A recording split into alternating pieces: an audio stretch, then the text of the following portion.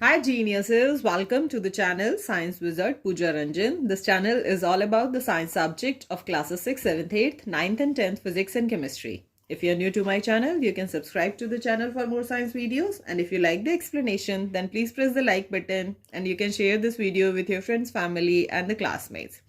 So the chapter which we are going to discuss today is of class 8, chapter 14 physics, some natural phenomena.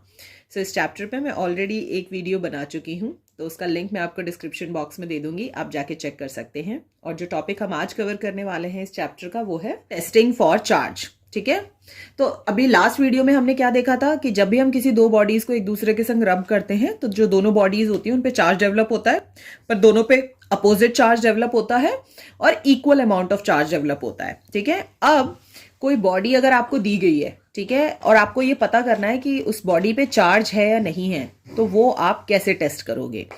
सो पहली चीज जो हमने अभी तक पढ़ी हुई है वो क्या पढ़ी हुई है कि जब भी हम किसी चार्ज बॉडी को अपोजिट चार्ज वाले बॉडी के पास लेके आते हैं तो वो दोनों बॉडीज एक दूसरे को क्या करते हैं, अट्रैक्ट करते हैं। मतलब कि अगर एक बॉडी पे पॉजिटिव चार्ज है और एक पे नेगेटिव चार्ज है तो वो दोनों एक दूसरे को क्या करेंगे, हमेशा अट्रैक्ट करेंगे। ठीक है, ये पहली चीज पढ़ी थी आपने।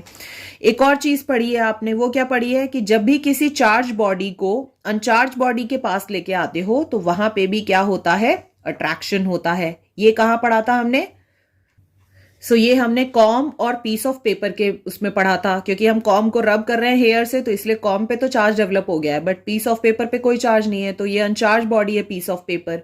बट फिर भी जब चार्ज बॉडी को अनचार्ज बॉडी के पास लेके आते हो तो ये इसको अट्रैक्ट कर रहा है।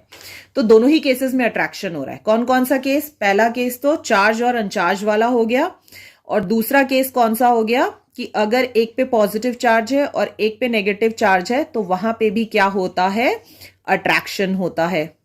ठीक है, अब मान लो एक बॉडी दी गई है आपको, ठीक है, अब उस बॉडी को जब आप चार्ज बॉडी उसके पास लेके आए, ठीक है, तो अब चार्ज बॉडी उसके पास लेके आओगे तो अब अगर उस बॉडी पे चार्ज नहीं है तो भी वो अट्रैक्ट हो जाएगी चार्ज बॉडी से, और अगर उस बॉडी पे चार्ज है तो भी वो अट्रैक्ट हो जाएगी अगर अपोजिट चार्ज है तो अट्रैक्शन की मदद से ये मैं कैसे पता करूं कि जो बॉडी मुझे दी गई है उस पे चार्ज है या नहीं है, क्योंकि दोनों ही केस में तो अट्रैक्शन हो रहा है, चार्ज बॉडी में लेके आ रही हूं उसके पास।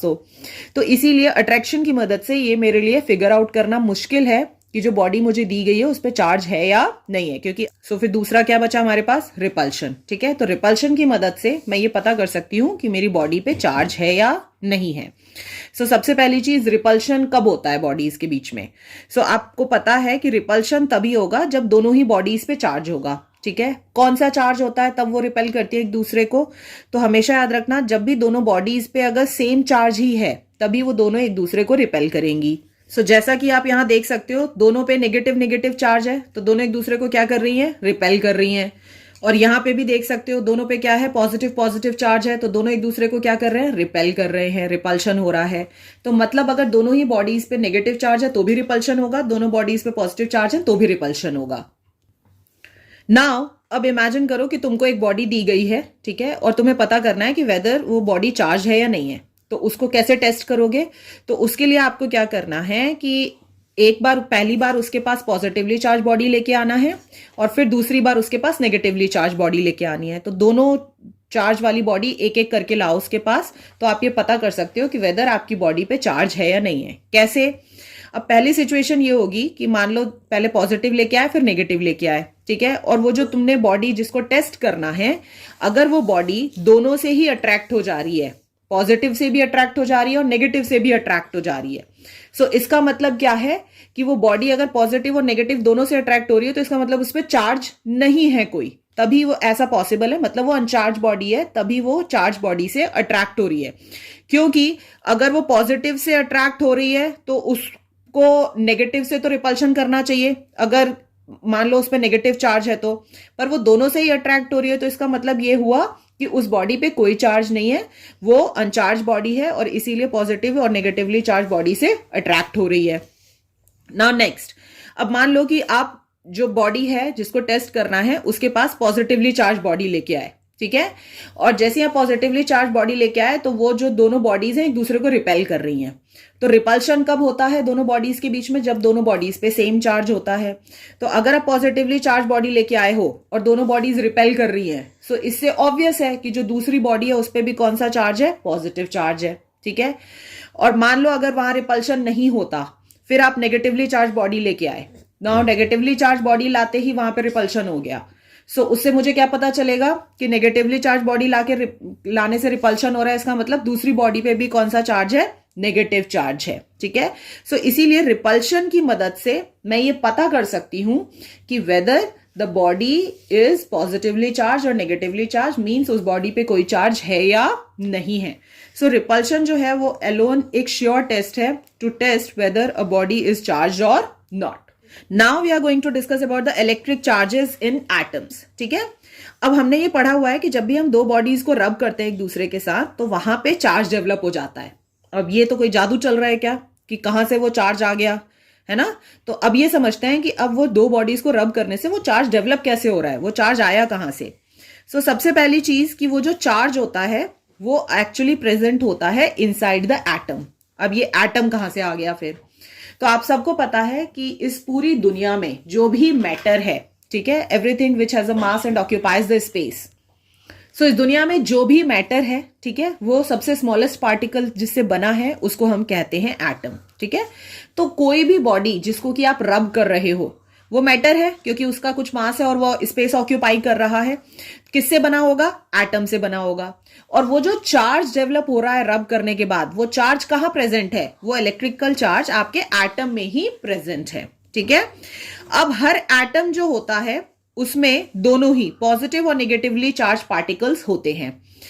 अब नॉर्मल सर्कमस्टेंसेस के अंदर, मतलब कि जब आप उनको रब नहीं कर रहे हो, जब बॉडीज अकेले अकेले दूर दूर रखी हुई हैं एक दूसरे से, सो उस केस में जो नंबर ऑफ पार्टिकल्स होते हैं ऑफ द नेगेटिव चार्ज, जिनको कि आप इलेक्ट्रॉन कहते हो एटम में, वो एग्जैक्टली इक्वल होते हैं to the number of particles with the positive charge called the protons. तो जब तक आप रब नहीं कर रहे हो तब तक जो भी उसमें चार्जेस प्रेजेंट हैं, like the electrons and the protons, electrons पे नेगेटिव चार्ज होता है, प्रोटॉन्स पे पॉजिटिव चार्ज होता है, ये याद रखना।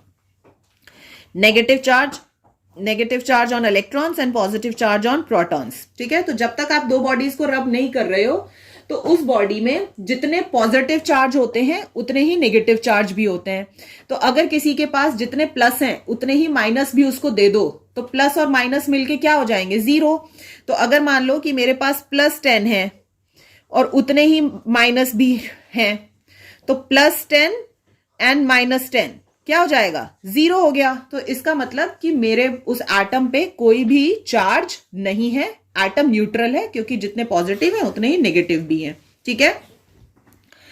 अब now the next thing is that कि जो एटम होता है उसमें जो पॉजिटिवली चार्ज पार्टिकल्स होते हैं वो बहुत ही ज्यादा फॉर्मली बाउंड होते हैं एटम में, बट जो नेगेटिवली चार्ज पार्टिकल्स होते हैं वो मोस्टली लूजली बाउंड होते हैं।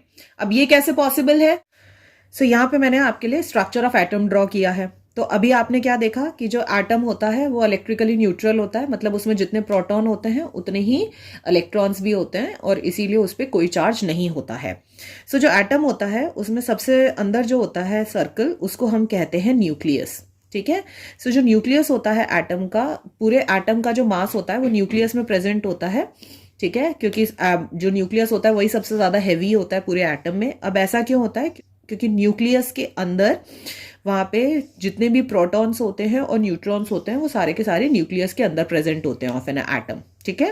सो प्रोटॉन्स जो होते हैं उन पे पॉजिटिव चार्ज होता है, न्यूट्रॉन्स जो होते हैं उन पे कोई चार्ज नहीं होता। तो दोनों के दोनों कहाँ प्रेजेंट हैं? Into the nucleus. तो न्यूक्लियस पे जो ओवरऑल चार्ज होगा वो क्या होगा? पॉजिटिव चार्ज, क्योंकि सिर्फ प्रोटॉन ही है जो पॉजिटिवली चार्ज पार्टिकल है, न्यूट्रॉन पे तो कोई चार्ज ही नहीं है, तो न्यूक्लियस पे पॉजिटिव चार्ज होता है।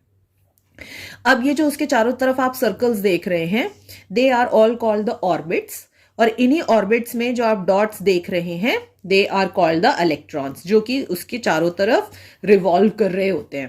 ठीक है। किसी भी दो बॉडीज को जब आप रब करते हो, ठीक है, तो जो चार्ज पार्टिकल्स हैं वो कहाँ प्रेजेंट हैं? एटम में प्रेजेंट हैं। तो ये तो इलेक्ट्रॉन है और यहाँ पे प्रोटॉन है। तो अब रब कर रही हूं तो मैं फ्रिक्शन के कारण जो बॉडी है वो इलेक्ट्रॉन्स को लूज करती है और इलेक्ट्रॉन्स को ही गेन करती है। क्यों? क्योंकि प्रोटॉन्स तो देखो कितना अंदर है ना एटम में। सो प्रोटॉन्स का जो लॉस और गेन है वो किसी भी एटम के द्वारा पॉसिबल नहीं होता है। तो जो इलेक्ट्रॉन्स होते हैं वो चारों तरफ ऑर्बिट में रिवॉल्व कर रहे होते हैं और वो बहुत ज्यादा टाइटली बाउंड नहीं होते हैं विद द न्यूक्लियस। तो इलेक्ट्रॉन्स को लूज करना और इलेक्ट्रॉन्स को गेन करना किसी भी एटम के लिए बहुत ईजी होता है। तो हमेशा याद रखना, जब भी दो बॉडीज को रब करते हो तो वहां पर जो इलेक्ट्रॉन्स होते हैं उन्हीं का लॉस और गेन होता है। ठीक है, और इसी लॉस और गेन के कारण जो बॉडी है उस पर पॉजिटिव चार्ज आता है या फिर नेगेटिव चार्ज आता है। अब इलेक्ट्रॉन जो है वो तो नेगेटिवली चार्ज पार्टिकल है, तो नेगेटिव चार्ज तो पॉसिबल है, बट पॉजिटिव चार्ज कैसे आएगा किसी भी बॉडी पर? So let me explain you. तो यहाँ पे जो उसने एक्सप्लेन किया हुआ है, how the body get charge by rubbing. So यहाँ पे जो बॉडी लिया हुआ है वो ग्लास रॉड लिया हुआ है और उसको रब करा जा रहा है with the another body which is called the silk cloth. So अब दोनों बॉडीज हैं, ठीक है, दोनों ही मैटर हैं, दोनों किससे बने होंगे? एटम से। ठीक है, अब जब तक आप रब नहीं कर रहे हो दोनों को, तब तक इनके जो एटम्स हैं उनमें इक्वल नंबर ऑफ प्रोटॉन और इक्वल नंबर ऑफ इलेक्ट्रॉन है, तो इसीलिए वहां पे कोई चार्ज नहीं है, जीरो चार्ज है दोनों के एटम्स पे। है कि जैसे ही आप इन दोनों बॉडीज को रब करते हो, तो मैंने अभी आपको क्या बताया कि जैसी दो बॉडीज को रब करते हैं तो सिर्फ जो इलेक्ट्रॉन्स हैं वो ही एक बॉडी से दूसरे बॉडी में मूव करते हैं। प्रोटॉन्स जो होते हैं वो फिक्स्ड होते हैं inside the atom, inside the nucleus. ठीक है, प्रोटॉन्स का लॉस और गेन पॉसिबल नहीं है एटम के द्वारा। ठीक है, सो जैसे ही आप दो बॉडीज को रब करते हो तो जो निगेटिवली चार्ज पार्टिकल्स होते हैं वो मूव कर जाते हैं from the glass rod to the silk cloth. ठीक, सो अब ये आपका ग्लास रॉड है, ठीक है, और ये आपका सिल्क क्लॉथ है। ठीक है, अब जैसे ही आपने रब करा तो जो इलेक्ट्रॉन्स थे ग्लास रॉड में से निकल के किस में आ गए? सिल्क क्लॉथ में आ गए। ठीक है, अब क्योंकि जो इलेक्ट्रॉन्स हैं वो सिल्क क्लॉथ में आ गए, तो इसीलिए क्योंकि इलेक्ट्रॉन्स पे कौन सा चार्ज होता है? नेगेटिव चार्ज होता है। तो इसके पास इलेक्ट्रॉन्स आए हैं, इसने इलेक्ट्रॉन्स गेन किए हैं, तो इसके पास नेगेटिव चार्ज बढ़ गए हैं। सो इसीलिए जो सिल्क क्लॉथ है उस पे कौन सा चार्ज आया? नेगेटिव चार्ज आया। और यहां पर जो ग्लास रॉड था उसने इलेक्ट्रॉन लूज किए हैं, इलेक्ट्रॉन दे दिए हैं किसी और को, तो उसने अपना जो नेगेटिव चार्ज पार्टिकल्स थे वो दे दिए हैं, तो उसके पास अब नेगेटिवली चार्ज पार्टिकल्स कम हो गए हैं। ठीक है, कौन से पार्टिकल्स ज्यादा बढ़ गए? उसके पास पॉजिटिवली चार्ज पार्टिकल्स का नंबर ज्यादा हो गया है। सो इसीलिए ग्लास रॉड पे कौन सा चार्ज आ गया? Positive charge. सो इससे हम क्या कंक्लूड करते हैं कि जो बॉडी इलेक्ट्रॉन गेन कर रही है उस पे नेगेटिव चार्ज आता है और जो बॉडी इलेक्ट्रॉन लूज कर रही है उस पे पॉजिटिव चार्ज आता है। तो फाइनली इलेक्ट्रॉन के लॉस और गेन से ही नेगेटिव और पॉजिटिव चार्ज दोनों डेवलप होते हैं बॉडी पे। जो बॉडी गेन कर रही है उस पे नेगेटिव चार्ज आएगा क्योंकि उसके पास नंबर ऑफ इलेक्ट्रॉन्स जो हैं वो बढ़ गए हैं, नेगेटिवली चार्ज पार्टिकल बढ़ गए हैं, और जो बॉडी लूज कर रही है उसके पास number of negatively charge particles कम हो गए हैं, तो पॉजिटिव चार्ज पार्टिकल ज्यादा हो गए हैं उसके पास, इसीलिए उस पर पॉजिटिव चार्ज आ जाता है। ठीक है, इन द सेम वे अगर पीवीसी रॉड को वूल के संग रब करते हैं तो यहां पर अब एक बॉडी होगी जो इलेक्ट्रॉन लूज करेगी, एक बॉडी होगी जो इलेक्ट्रॉन गेन करेगी। सो यहां पे जो नेगेटिवली चार्ज पार्टिकल्स हैं वो ट्रांसफर होते हैं from wool to the PVC. तो इसका मतलब कि जो वूल है वो इलेक्ट्रॉन्स को क्या कर रहा है? लूज कर रहा है, और जो पीवीसी है वो इलेक्ट्रॉन्स को क्या कर रहा है? गेन कर रहा है। तो जो गेन करता है उसके ऊपर नेगेटिव चार्ज आता है और जो लूज करता है उसके ऊपर पॉजिटिव चार्ज आता है। ये चीज हमेशा याद रखनी है। सो जैसा कि आप देखोगे वूल क्या कर रहा है? लूज कर रहा है, तो जो लूज करता है उस पर पॉजिटिव चार्ज आता है और जो गेन कर रहा है उस पर नेगेटिव चार्ज आता है। सो इस ढंग से जब भी हम किसी दो बॉडीज को रब करते हैं एक दूसरे के साथ, तो दोनों पे अपोजिट चार्ज डेवलप होता है, एक पे पॉजिटिव एक पे नेगेटिव। तो जो लूज कर रहा है उस पे पॉजिटिव, जो गेन कर रहा है उस पे नेगेटिव, और दूसरा जो नंबर ऑफ चार्ज डेवलप होते हैं वो भी इक्वल होंगे। मतलब कि अगर इसने 4 इलेक्ट्रॉन लूज किए हैं तो इस पे कितने पॉजिटिव चार्ज आएंगे? 4 पॉजिटिव चार्ज आएंगे। ठीक है, और इसने जितने इलेक्ट्रॉन लूज करेगा ये उतने ही गेन कर पाएगा। तो अगर इसने 4 इलेक्ट्रॉन लूज किए तो 4 पॉजिटिव चार्ज, इसने 4 इलेक्ट्रॉन गेन किए तो इस पे 4 नेगेटिव चार्ज डेवलप हो जाएंगे। So this is how when you rub the two bodies तो दोनों पे चार्ज डेवलप हो जाता है इक्वल अमाउंट में और अपोजिट चार्ज।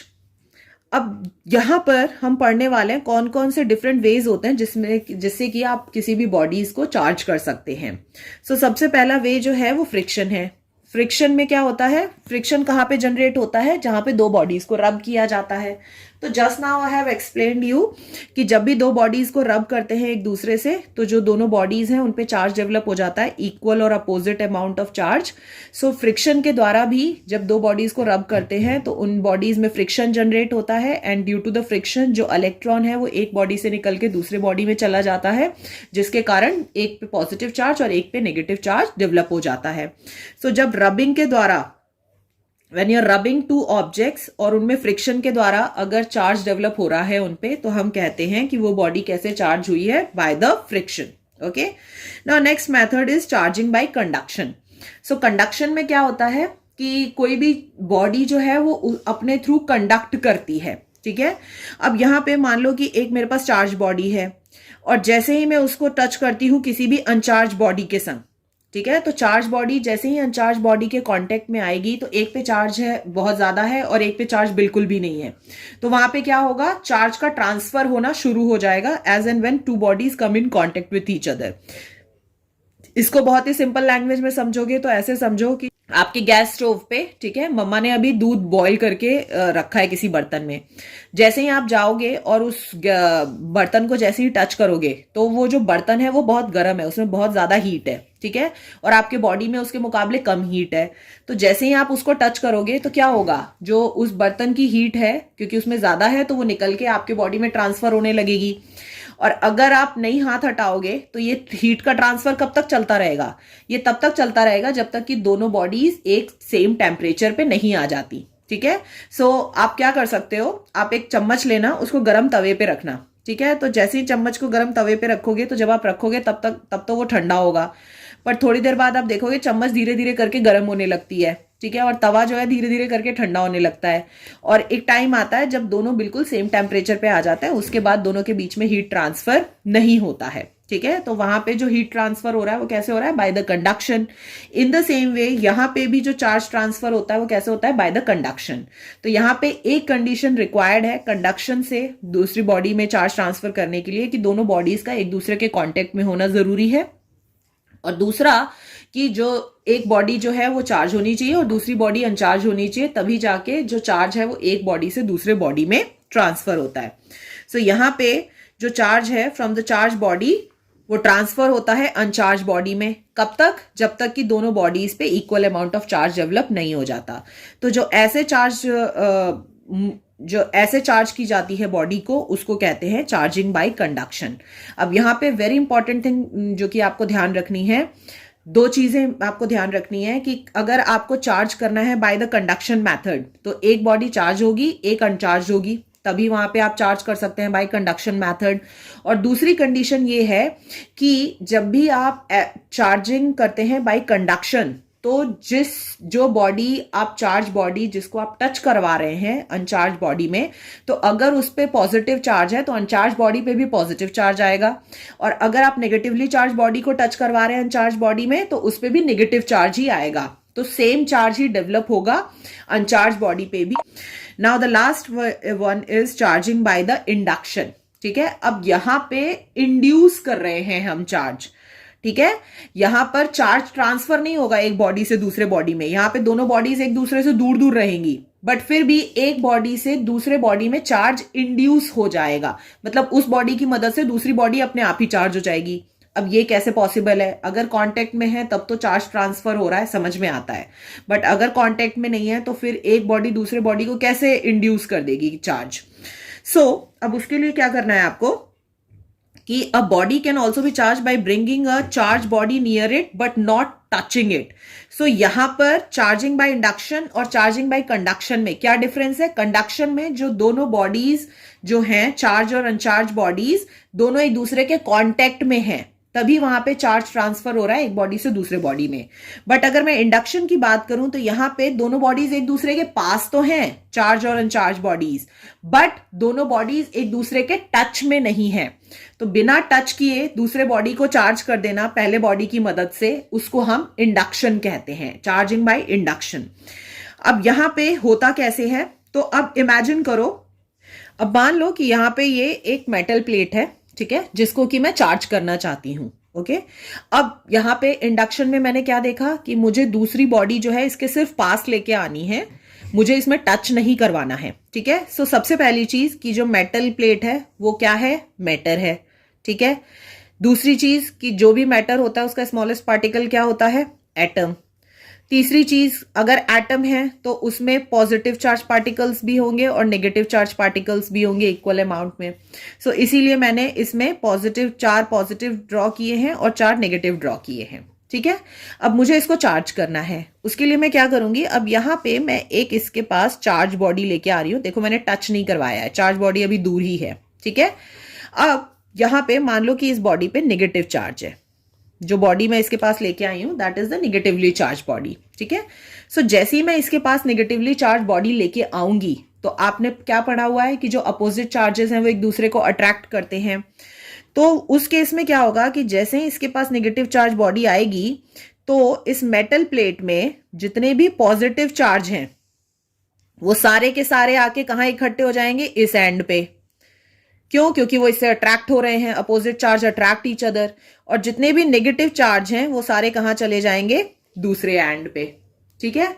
अब मैं क्या करूंगी कि मैं यहां पे जैसे ही ये प्रोसेस हो जाएगा उसके बाद now I am going to connect a metal wire, ठीक है, from this plate to the earth. Earthing पढ़ी है ना आपने, अर्थिंग में क्या होता है कि जो चार्ज होता है वो उस सब्सटेंस से कहां पहुंच जाता है, अर्थ में ट्रांसफर कर दिया जाता है। तो अब ये जितने भी नेगेटिव चार्ज हैं ये इस मेटल वायर के थ्रू मूव करके कहां चले जाएंगे, अर्थ में, ठीक है। सो अब ये सारे के सारे इलेक्ट्रॉन्स जो हैं वो यहां पर आ गए और कहां पहुंच रहे हैं, अर्थ में। तो अब ये जो मेटल प्लेट है इसमें सिर्फ कौन सा चार्ज बचे, पॉजिटिव चार्ज। तो ये जो पॉजिटिव चार्ज हैं फिर वो इक्वली डिस्ट्रीब्यूट हो जाते हैं इस मेटल प्लेट पे। तो अब ये जो मेटल प्लेट है उस पे सिर्फ कौन सा चार्ज हो गया, पॉजिटिव चार्ज हो गया। सो अब इस मेटल प्लेट को मैंने कौन सा चार्ज कर दिया, पॉजिटिव चार्ज, ठीक है। तो इंडक्शन में 2 चीजें याद रखनी है। पहली चीज कि दोनों बॉडीज एक दूसरे के कांटेक्ट में नहीं आती हैं, जो अनचार्ज बॉडी है और चार्ज बॉडी है। नेक्स्ट चीज जो आपको याद रखनी है कि यहां पर जो भी आप चार्ज बॉडी लेके आ रहे हो उसका अपोजिट चार्ज डेवलप होता है अनचार्ज बॉडी पे, ठीक है। तो अगर आप यहां पे नेगेटिवली चार्ज बॉडी लेके आ रहे हो तो जो दूसरी बॉडी है उस पे कौन सा चार्ज डेवलप होगा, पॉजिटिव चार्ज डेवलप होगा, ठीक है। और ये एग्जैक्टली उल्टा होता है किसका, कंडक्शन का। कंडक्शन में आपने क्या देखा है कि जो 2 बॉडीज हैं, दोनों बॉडीज जो हैं वो एक दूसरे के क्या हैं, कांटेक्ट में रहती हैं, ठीक है। और अगर इस पे पॉजिटिव चार्ज है तो इस वाले बॉडी पे भी पॉजिटिव चार्ज ही डेवलप होगा, क्योंकि यहां पे जो चार्ज है वो यहां से यहां क्या हो रहा है, ट्रांसफर हो रहा है। कब तक ट्रांसफर होगा, जब तक कि दोनों पे इक्वल चार्ज डेवलप नहीं हो जाता। सो यहां पे कंडक्शन में जो चार्ज बॉडी पे है वही चार्ज अनचार्ज बॉडी पे भी डेवलप हो रहा है, बट इंडक्शन में जो चार्ज बॉडी पे है उसका अपोजिट चार्ज डेवलप होता है on to the uncharged body. So this is how, by using 3 methods, friction, second one is the conduction, and third one is the induction, आप 2 bodies को charge कर सकते हैं। So this is it about this video. Next video में हम discuss करेंगे about detecting and measuring the charge, कौन सा device use करते हैं, the electroscope, and after that we will discuss about the lightning.